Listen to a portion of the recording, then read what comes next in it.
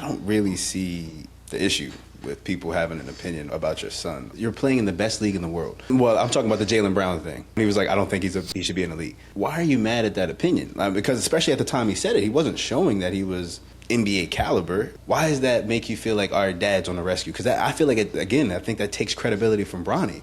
It doesn't allow him to be a player. He's not the only person that said it. For Jaylen, that's a peer of yours. Again, we talk about that being a brotherhood. That's part of your brotherhood saying that. And these guys, if anybody, should know better that when it comes to being a professional athlete, it doesn't matter how you start. It always matters how you finish. So we need to give that grace and that time to Bronny to grow and develop and see what the fuck he could be in the coming years. And to say that so early on, especially coming from someone that's as elite and as intelligent as Jaylen Brown, that probably stung me. So, yeah. But you got to see the path that Bronny had. He was a one and done in college. If you're a one and done, you're expected to produce. You're expected to do something. You're expected to do better than what you did. If you're one and done, second round pick, Kyle. I'm a Lakers fan, and when we drafted him, I had no expectations of that kid solely because he was a second round pick. So we don't know what a second round pick is going to be. So why did he get drafted? We know why he got drafted, Kyle. We know why. So that's what I'm saying. So if you know the narrative behind it, as to why he got drafted, and then somebody comes back and says he's not good enough to be in the league, then you can't argue because you brought him to the league because you wanted Chris, to be I ain't never seen you agree with Kyle. Why are you putting so much expectations on a second round pick? Where are those expectations for the lottery picks that don't pan out? Well, that's not even what he's saying. It's not about the pick. It's the fact that this is the narrative. What we were just talking about Bron pushing the narrative. This is the narrative that Bron created. So he asked, he got his son most likely he got his son into the league. By not being the best player on his college team, one and done player. He wanted to have the first father and son to play on the same thing to push that narrative. Then when you get people to have pushback to say, your son's not good enough to be in the league right now at this time, not that he's not a good basketball player, but he's not an NBA talent player, you can't then go back and be like, don't talk about my son like that. You did this. So how are you mad at people when they have opinion? Because if Jaylen Brown is manned up against Bronny, he's busting his ass every single time. Tell me somebody Bronny can guard right now. But all this stuff you just mentioned, all that stuff was being said before he even played one single second of a regular season NBA game. So you placed all these expectations on him before he even got to the league. Wait. It was in summer league. So it's based off the performance. I said an NBA regular season game. Hold on. My understanding, y'all correct me. Ashley, you chime in next, please. My understanding, and y'all correct me, the young man was playing in summer league. What is summer league? Summer league is the JV of the JV of the JV team, right? Will we all agree that? That is filled with whoever you drafted in the last year or two, first or second round. If you're a first round pick and you were drafted a year before, you don't want to play fucking summer league no more. You're salty if they're making you play summer league, okay? So it's this year's draft picks, right? Maybe somebody from last year, overseas guys, and some form of G League. That's who's playing. And based on the performance, with the eyeballs of Jaylen Brown playing in the league on varsity, he suggested not good enough for the league. Is that what we're debating about? Is these the comments, or let me know if there's some different comments? I'm just wondering why we expected so much from a second round pick in the first place, because we don't talk about any other second round pick from that draft like we do about this kid.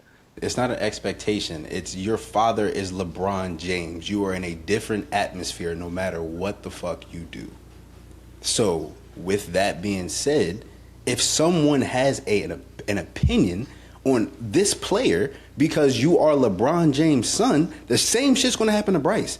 The same shit would have happened to Mike's sons if they would have made it to the league. The same shit is going to happen to all these players. Jason Richardson, all the fucking good players. If Cameron Boozer comes in the league next year and he's a bum, they're going to be like, yo, what the fuck? Cam Boozer is ass. He's not good. But that's what's going to happen. It's the narrative you have to play. It's the media. Lottery picks you just mentioned. Second round pick. But I think that's part of what Kyle is trying to say. Like, there was a lot of conversation when we heard the rumors that Bronny was even going to forego the rest of his college eligibility, right? And those comments were made because of what he was able to do in college. from the production and everything and whatever the case may be, it wasn't, if you look at anybody else, you would not be like, oh yeah, he should definitely like be like put himself into the draft, you know? And then that's when that conversation already started, because he is LeBron James' son. And that's what's going to happen. And that's similar to what Kyle was saying. Like, there is conversation that's going to be around your name regardless, because of the name that you have. You know, unfortunately for him, he literally has the whole damn name, right? So and then when you have this thing, you're going to have higher expectations on you as LeBron James' son, right? Now, when those standards are lowered for you to be able to like create the narrative of the father and son thing based on what people are saying. This is what people are saying. Yeah, speculation. Yeah, the speculation that the bar was lowered for you to be able to have that father-son dynamic of playing with each other and being the first and probably the only to ever do it, right? That's when you are subjecting yourself to those conversations. And then to turn around and be upset about people that are actually going to call it out, that's not really fair. And I think that we can't talk about, oh, Jaylen Brown shouldn't be able to speak on this because the Brotherhood or whatever. Yeah, but I think that that's also subsided when the Brotherhood pulled strings and like manipulating the system. So I don't feel like you can be upset about that. And yes, he is going to have a higher expectations. If he was drafted in the last round, people are still going to have expectations around his name. There's nothing to put around that. So yes, that's why there is expectation and that conversation in a second round pick. I guess I'm the only one that ignores the name on the back of the jersey and just looks at the fact he was a second round 55 pick. Because we don't talk about any other second round pick like we do like him just because his last name is James. So actually his whole name, like Ashley just said, LeBron James Jr. All right? Take the name off the back of the jersey. Are we talking about this kid? Fuck no. But that's the whole point. That is literally the whole point. That's exactly and that's exactly my point. You're only putting these kind of expectations and speculation because of the name on the back of the jersey instead of just focusing on the fact that he is a second round 55 pick. Do you believe he was NBA ready? Do you believe from your eyes? I believe he's NBA ready. Yes. Do you believe he's NBA ready? No, I did not believe he was NBA ready. That's why when he came in and got drafted, I said, I don't expect nothing from this kid. But then again, I don't expect anything from any rookie, whether they be a late second rounder or the number one overall pick. I don't judge rookies until they hit through the third or fourth year, because that's when they start to really show what they can do. I think he will be a good player. I'm just saying, if you're talking about media and pushing the narratives, then that's media's fault for pushing that narrative.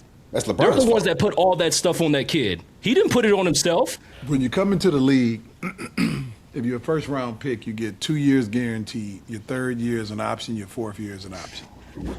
So you have to show some level of promise in year one, because before the second year starts, you have to, well, in the first month or so, in that second year, you got to take the option on the third year, right? You have 4 years. Your contract is 4 years. You complete your fourth year. At the beginning of the second year, you take the option on year 3. And the same thing the following year for the option of year 4. So you got to show some type of promise. So the ideal, Kyle, Aaron, that you have this, I don't expect anything from a rookie, even though he's a lottery pick until year 3 or 4, then we would have to, D, you can go ahead and pull up the names. We would have to discuss and show you the names of guys that did not get their third or fourth option taken by the NBA team. That would mean that player didn't show promise.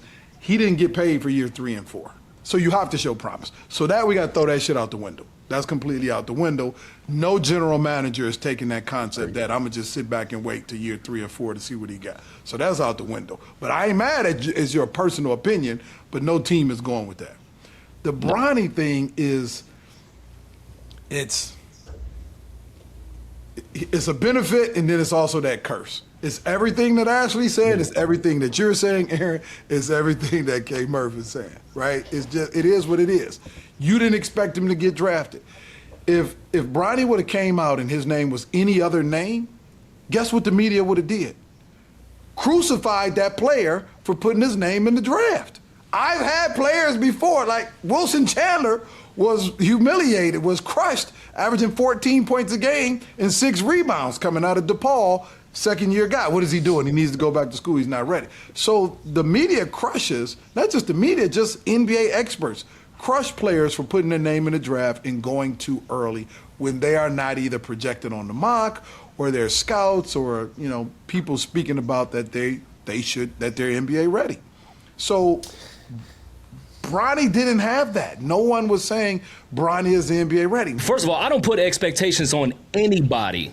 I don't care if they're an NBA player or just a regular ass person. Roll the tape, dude. Roll the tape. I'm sure we got some tapes. Hold on. Let me finish. I said I don't put expectations on anybody. I never said they don't have to show promise. There's a difference between the two. As he showed promise? I said I don't judge a player whether he's a lottery pick or a second round pick until they hit year 3 or 4. There's a difference between expectations and showing promise. All right? There's a difference. Isn't this the same person that every time the Lakers get a player, isn't this the same guy every time the Lakers get somebody, he's like, this motherfucker better get 10 rebounds. This mother effer better do this. That's just being delusional. All right? There's a difference. Okay.